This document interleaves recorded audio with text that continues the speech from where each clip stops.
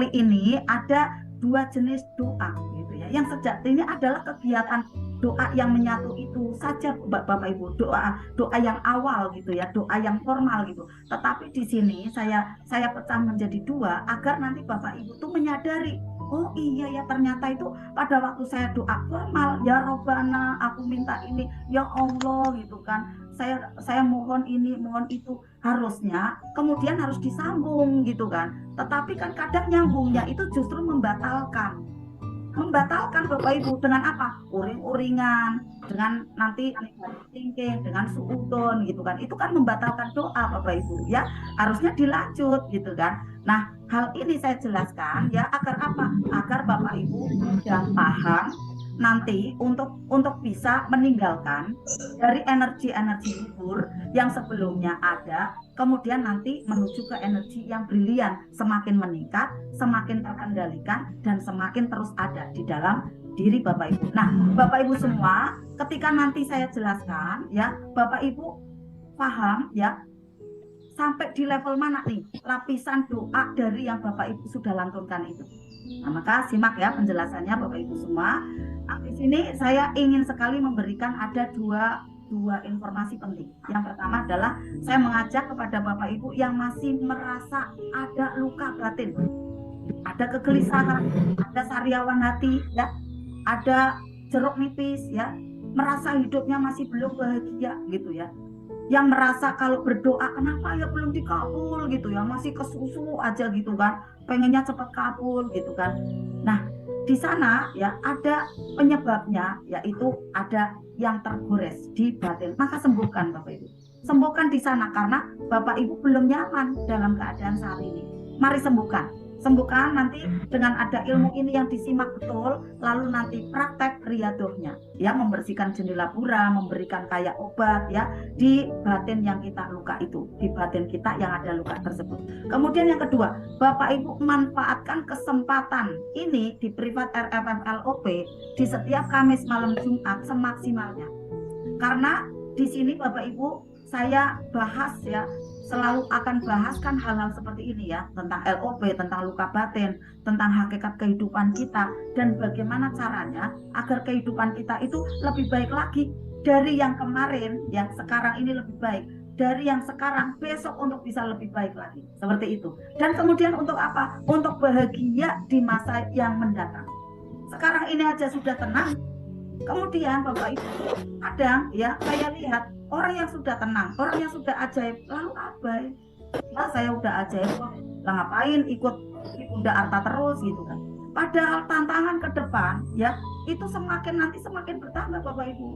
Kalau tidak disediakan ada vitaminnya, akhirnya lupa gitu, ini obatnya apa ya gitu, turun lagi Bapak Ibu. Dan tantangannya tidak semakin mudah, justru malah semakin menghajar. Nah, kalau sudah seperti itu, trigger itu banyak sekali ya. Ini banyak yang menyampaikan, mohon maaf ya, dari CTMR pun ya, dari CTMR pun banyak yang belum mengalami ketenangan maksimal. Saya kan tidak menyebut nama ya Bapak Ibu ya, saya tidak menyebut nama karena kan juga saling komunikasi kan seperti itu ya. Ada yang masih resah, mohon maaf ya. Saya tidak merendahkan CTMR-nya, CTMR kan juga manusia gitu ya. Jadi inilah Bapak Ibu mungkin kurang prakteknya gitu ya, dan bisa jadi itu terjadi pada saya gitu kalau tidak mau berlatih yang lebih giat lagi gitu kan. Kemudian apalagi di sini kita untuk bisa transformation spiritual ya, melalui apa? Melalui ala Arta MR.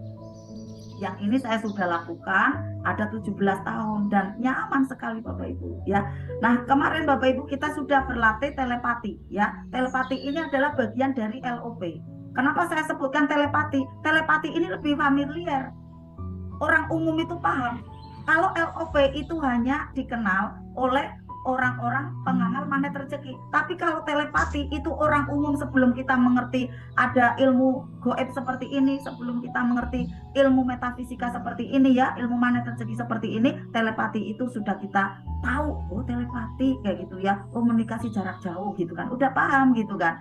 Nah, makanya saya di sini tulis telepati dan ternyata memang mendalam dan banyak sekali yang menyukai materi ini gitu ya. Nah, inilah berkaitan sekali dengan materi yang saat ini yang akan saya jelaskan.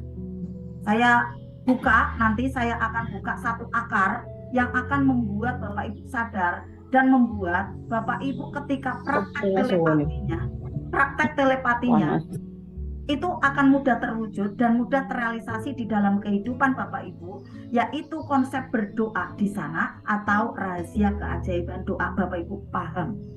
Oh, di sini ya gitu. Makanya kalau belum direalisasi, belum ajaib, udah hayu aja gitu. Karena udah tahu Bapak Ibu, udah tahu gitu kan.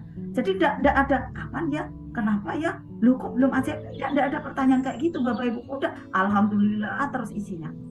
Nah, kalau sudah seperti itu, tambahin lagi amalannya, tetap baca Al-Qur'annya, tetap privat RRF-ROP-nya, tetap sedekahnya, bahkan makin ditambahin lagi. Seperti itu Bapak Ibu.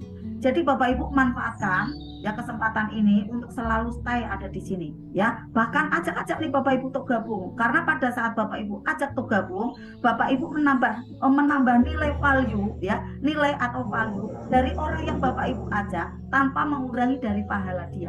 Gitu Bapak Ibu. Bapak Ibu dapat pahalanya.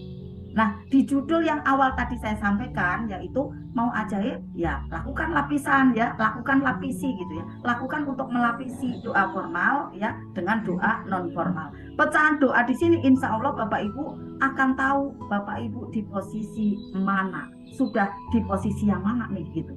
Saya sudah melakukan ada step yang mana nih. Akhirnya nanti Bapak Ibu akan paham. Oh, saya berarti ajaibnya nanti kalau saya lakukan ini, lakukan itu, saya berarti kurang nih kayak gitu kan. Ya, makanya di sini ada dua lapisan doa Bapak Ibu yang ingin saya bahas di sini, yaitu pertama adalah doa formal, yang kedua doa non formal. Dan dua istilah ini adalah istilah yang baru. Nah, agar Bapak Ibu nanti lebih mau lagi ngulik, enggak kayak gini. Wah, ilmunya sama kayak gitu kan. Kadang bawah sadarnya kan kayak gitu. Padahal prakteknya juga belum maksimal gitu. Tapi kan kadang bawah sadar kan keakuan muncul kan seperti itu ya. Nah, istilah ini belum familiar tetapi menggelitik dan menarik kalau saya gitu ya. Ini menarik sekali untuk bisa terus belajar dan menghikmati ya, mempertahankan makom kita.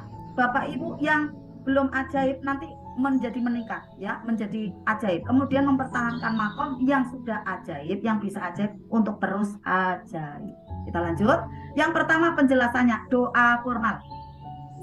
Bagaimana sih penjelasannya? Doa formal itu adalah doa yang dilakukan secara zohiriyah, secara zahirah ya, secara dohir gitu, secara lahir gitu. Contohnya apa? Doa setelah sholat. Allahumma stah alaina awabal khairi awabal nikmat awabal barokah. Ini kan doa zohir nih, doa formal. Doa ada di majelis ilmu, nanti di tengah-tengah itu saya bacakan ada doa nurbuah gitu kan, ada doa 8 keajaiban gitu ya, doa 8 keberkahan gitu kan. Di dalam majelis itu, di dalam majelis ilmu banyak sekali doa. Nah, itu adalah doa formal nih Bapak Ibu. Kemudian yang ketiga contohnya adalah bacaan-bacaan atau wiridan. Itu termasuknya doa formal Bapak Ibu. Bacaan-bacaan atau wirid gitu. Wirid yang kita baca. Misalnya sholawat hakul mubin di sana ya. Kemudian apa lagi? Misalnya bacaan doa yang Bapak Ibu sering lantunkan ya, dari mana rezeki yang sudah Ustadz Nas berikan ya. Yang keempat, ritual-ritual tertentu. Contoh misalnya ada amalan 3A gitu ya. Nah, di situ ada ritualnya, duduk, sikap tenang, kayak gitu kan. Kemudian tarik nafas gitu. Seperti halnya malam ini juga ada ritualnya, baca Al-Waqiah gitu kan. Dengan ada duduk yang sikap sempurna, ambil nafas, kemudian lepaskan. Ini adalah formal nih Bapak Ibu ya. Nah, kalau di riset Bapak Ibu, kita bicara dari diri kita masing-masing.